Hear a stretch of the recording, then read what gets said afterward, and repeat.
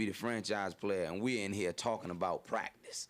Well, Coach, I mean, listen, we talking about practice. Not a game, not a game, not a game. We talking about practice. Not a game. Not the game that I go out there and die for and play every game like it's my last. Not the game. We talking about practice, man. I mean, how silly is that?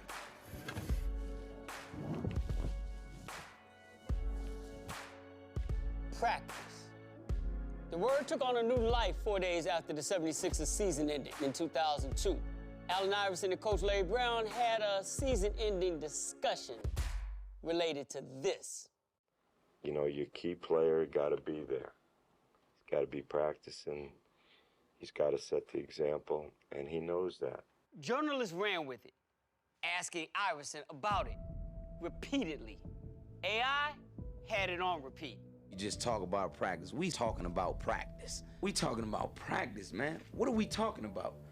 Practice? It became a thing, a comical thing, a pop culture thing. You're sitting in here, you're supposed to be the franchise player. And yet here we are, talking about you missing practice. Practice? Practice? Practice? Not the game. Not a game, not the game you go out there and die for. We talking about practice, man. But it was more than a simple thing because, one, Iverson concluded that everyone in the room was questioning his heart, not just his work ethic, leadership, and commitment. And two, there was so much more going on below the surface. I lost. I lost my best friend. I lost him, and I lost this year. Everything's going downhill for me, far as just that, you know, far as my life. Making the thing that was lost in all of this the loss of everything. I lost. I lost. Me and my teammates and my coaching staff, we lost. This organization, we lost. He said the words lose or lost 16 times while he sat there. That was an entry point he gave us into what he was going through, an olive branch to understanding.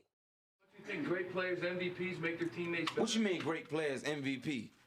That's what I am. That's what you are. That's what I am. Don't you think they so it ain't got nothing to do with no practice. Okay, guys. It don't have to, I ain't going nowhere. I'm not going nowhere. I'm not going nowhere. He can talk. Let him talk. Let him talk. You can talk. You can talk. And once he was in, he was all in. The trial for the murder of Iverson's best friend had just started 2 days before the press conference. So the wound was fresh and wide open. Just for 1 minute, stick your foot in my shoes and try to deal with what I go through in my life. My best friend, dead. Dead. And we lost. This is what I gotta go through. This is my life in a nutshell. That pain was evident and openly on display in everything he was saying. Yet, it somehow remained ignored. I'm tired. I'm hurt too. I'm hurt too, you know. Allen, could you address what Coach is concerned about your practicing habits? We don't get a chance to see you practicing. Can you clear the air about all that? See, that right there. How does that get dismissed and unconsidered? There's so much conviction in Allen Iverson's tone, you would think that a room full of human beings would have felt and understood. I'm just like y'all, though. Believe me. Like you, I'm just like you. I'm just like you. I might be better, I might not be, but I'm just like you. I'm human, just like you. Just like you. This was Allen Iverson.